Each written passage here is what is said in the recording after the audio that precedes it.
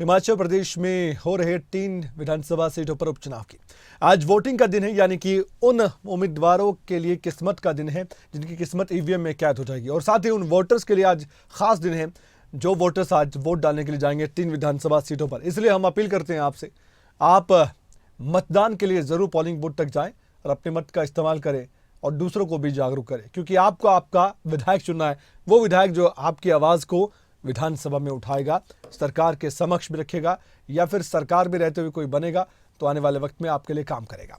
ऐसे में हिमाचल में उपचुनाव को लेकर अपडेट आपको दे दें। वोटिंग अभी तक जारी है, 3 विधानसभा सीटों पर वोटिंग हो रही है। शाम 6 बजे तक वोटिंग चलेगी। देहरा, नालागढ़, हमीरपुर में मतदान चल रहा है।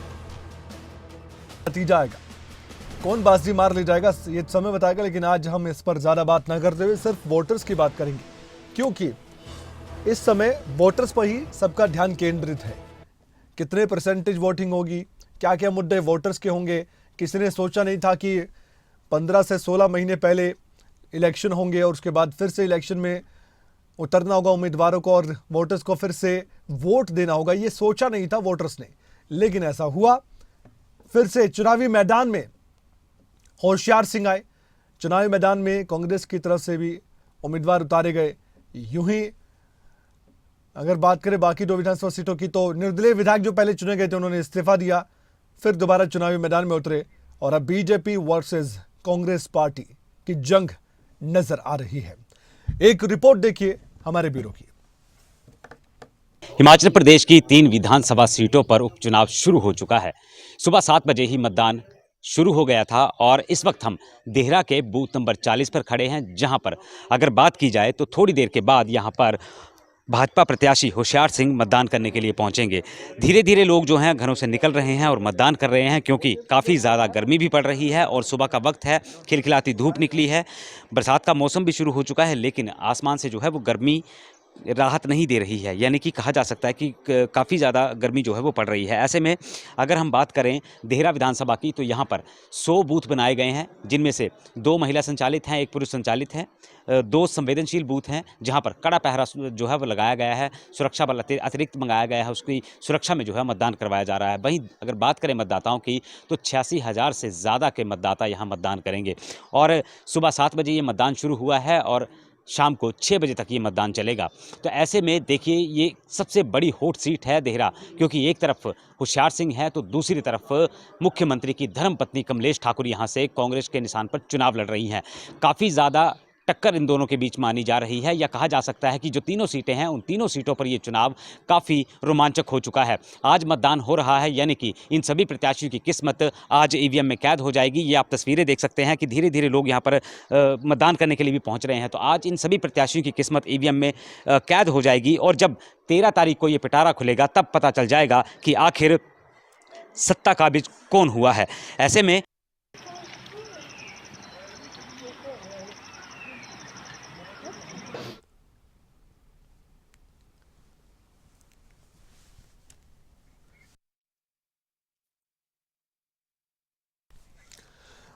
तो आपने मनोज धीमान की रिपोर्ट देखी, कुछ देर पहले की रिपोर्ट थी, लेकिन सीधे अब फोन लाइन पर हमारे साथ जुड़ चुके हैं हमारे ब्यूरो कांगड़ा से मनोज धीमान। मनोज, आपने वोटर से भी बात की होगी, लाइनें हम देख पा रहे हैं, कई बूथों पर लंबी लंबी लाइनें, यानी कि उत्साहित नजर आ रहे हैं मतदाता। ये तो साफ नजर आता है तस्वीरों के माध्यम से, तस्दीक भी ये तस्वीरें ही कर रही हैं। लेकिन आपसे मैं जानना चाहता हूँ, फिलहाल आपको क्या लगता है जो वोटर्स आ रहे हैं उनके मुद्दे क्या हैं, क्या सोचकर पोलिंग बूथ तक वो पहुंच रहे हैं, कितना उत्साह फिलहाल आप अपनी आंखों से देख पा रहे हैं? बिल्कुल कमल, देखिए आज 3 विधानसभा क्षेत्रों पर जो है वो चुनाव हो रहा है, यानी कि देहरा में इस वक्त हम मौजूद हैं और देहरा की अगर बात करें तो देहरा में पब्लिक बिल्कुल साइलेंट हो चुकी है और किसी भी मुद्दे को नहीं भुनाना चाहती। हालांकि 15 महीने के भीतर ये उपचुनाव हो रहे हैं और अच्छा खासा उत्साह भी लोगों में देखा गया है, क्योंकि सुबह ही 7 बजे के करीब ही जो है वो लोग अपने घरों से निकले और सबसे पहले मतदान करने पहुंच गए हैं। ऐसे में धीरे धीरे कमल लंबी कतारें लगती जा रही हैं, लोग घरों से निकल रहे हैं, मतदान कर रहे हैं। और अगर मुद्दों की बात की जाए तो देखिए कमल, ये राजनीतिक गलियारे हैं, उन राजनीतिक गलियारों में मुद्दे जो हैं गरमाए हैं। कांग्रेस की तरफ से आरोप लगे थे, भाजपा की तरफ से आरोप लगे थे। भाजपा कहती थी हमारे काम नहीं हुए, लेकिन दूसरी तरफ कांग्रेस कहती है, ये कबूल लिया है कांग्रेस ने कि डेढ़ साल में जो है यहाँ पर कोई भी काम नहीं हुआ है, और अगर कांग्रेस आती है तो वो 1.5 साल में जो काम नहीं हुए उनकी भरपाई 6 महीने में करेगी। लेकिन उसके बावजूद जो लोग हैं वो मतदान कर रहे हैं। कड़ी टक्कर, ये कांटे की टक्कर हो चुकी है कमल, क्योंकि हॉट सीट बन चुकी है। मुख्यमंत्री की धर्मपत्नी यहाँ से कांग्रेस से चुनाव लड़ रही हैं, और दूसरी तरफ भी शख्स है जिसने 2 बार निर्दलीय चुनाव जीता है और अब भाजपा की टिकट से चुनाव लड़ रहे हैं।